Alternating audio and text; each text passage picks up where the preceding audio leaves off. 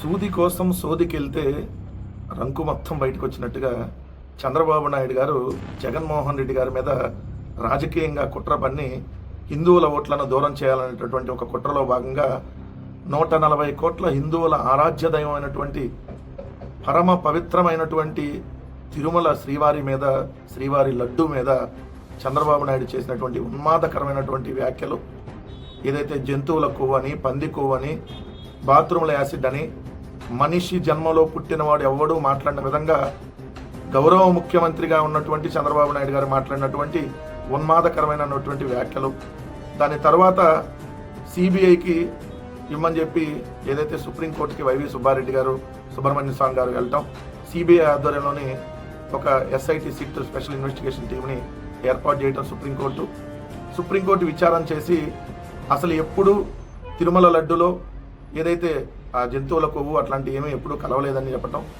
కల్తీ నెయ్యి చంద్రబాబు నాయుడు గారి హయాంలో ఏదైతే కల్తీ అని తెలిసి రిజెక్ట్ చేసి మళ్ళీ అదే కల్తీ నెయ్యిని వైష్ణవి డైరీ ద్వారా వాడారు అని చెప్పి క్లియర్గా ఏదైతే సిబిఐకి సంబంధించిన సిట్ తన ఛార్జ్షీట్లో ఏర్పాటు చేయటం, దాని తర్వాత ఇప్పుడు ఇందాపూర్ డైరీ అనేది ఏదైతే తిరుమలకి నెయ్యిని 650 రూపాయలకి అత్యధిక రేటుకి సప్లై చేయటం, అంతకుముందు కూడా ఇందాపూర్ డైరీ అనేది చంద్రబాబు నాయుడు గారు ఉన్నప్పుడే సప్లై చేయటం, ఇందాపూర్ డైరీ అనేది దాన్ని రిజెక్ట్ చేసిన తర్వాత మళ్ళీ చంద్రబాబు నాయుడు గారే తన ఇందాపూర్ డైరీని తీసుకొని రావటం, ఇందాపూర్కి హెరిటేజ్కి ఉన్నటువంటి సక్రమ అక్రమ సంబంధాలన్నీ బయటకు రావడంతో ఇప్పుడు శాసన మండలిలో దాని మీద వైఎస్ఆర్ కాంగ్రెస్ పార్టీ వాళ్ళు చర్చ జరపమని అడుగుతా ఉంటే శాసన మండలిలో చర్చ జరపకుండా పారిపోయి శాసన మండలి బయటకు వచ్చి మీడియా పాయింట్ దగ్గర పెద్దగా రంకెలేస్తా ఉన్నారు తెలుగుదేశం పార్టీకి సంబంధించినటువంటి మంత్రులు.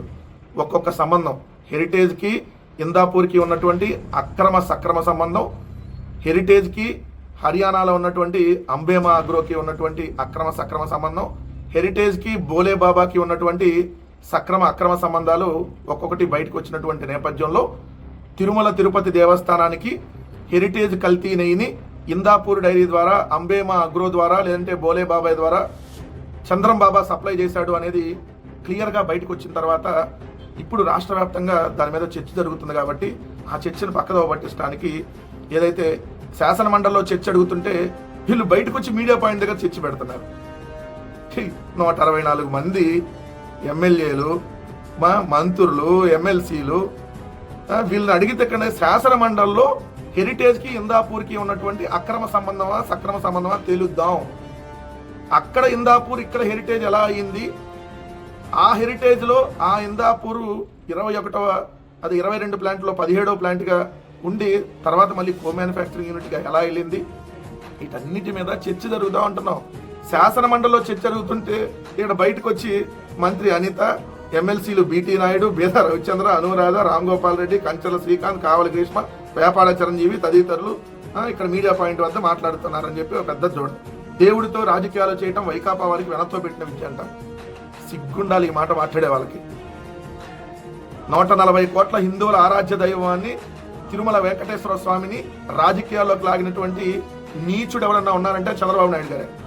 ఆ రోజు 1000 కళ్ళ మండపాన్ని కోల్చడంతో పాటు ఏదైతే 7 కొండల్ని తీసేస్తానని చెప్పినటువంటి చంద్రబాబు నాయుడు గారు, రాజశేఖర్ రెడ్డి గారు 2 కొండలు కాదు ఇవి 7 కొండలు అని చెప్పి జీవోని తీసుకొని వస్తే ఆ జీవోను రద్దు చేస్తానన్నటువంటి దుర్మార్గుడు, నీచుడు ఇంకెవరు ఉన్నారంటే అది ఒక చంద్రబాబు నాయుడు గారు. అలాంటి నీచుడు పార్టీలో మీరుండి ఈరోజు దేవుడితో రాజకీయాలు చేయటం. ఎవరు దేవుడితో రాజకీయాలు చేస్తుంది?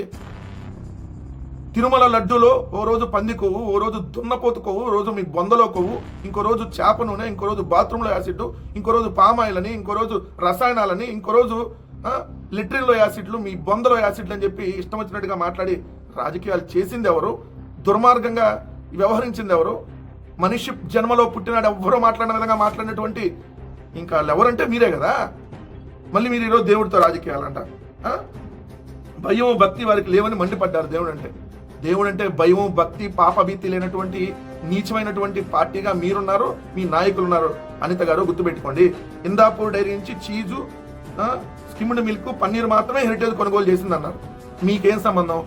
అనిత గారు, మీకు హెరిటేజ్కి ఏంటి సంబంధం? హెరిటేజ్కి ఇందాపూర్కి ఉన్న సంబంధం అడుగుతుంటే మీరెందుకు వస్తున్నారు మధ్యలో? లేదంటే అచ్చెన్నాయుడు ఎందుకు తీస్తారు మధ్యలో? నారా లోకేష్కు నోరు లేదా? చంద్రబాబు నాయుడికి నోరు లేదా? రావాలి కదా బయటికి. హిందాపూర్ వాళ్ళు రావాలి, హెరిటేజ్ వాళ్ళు రావాలి, రెండు వేరు వేరే అయితే.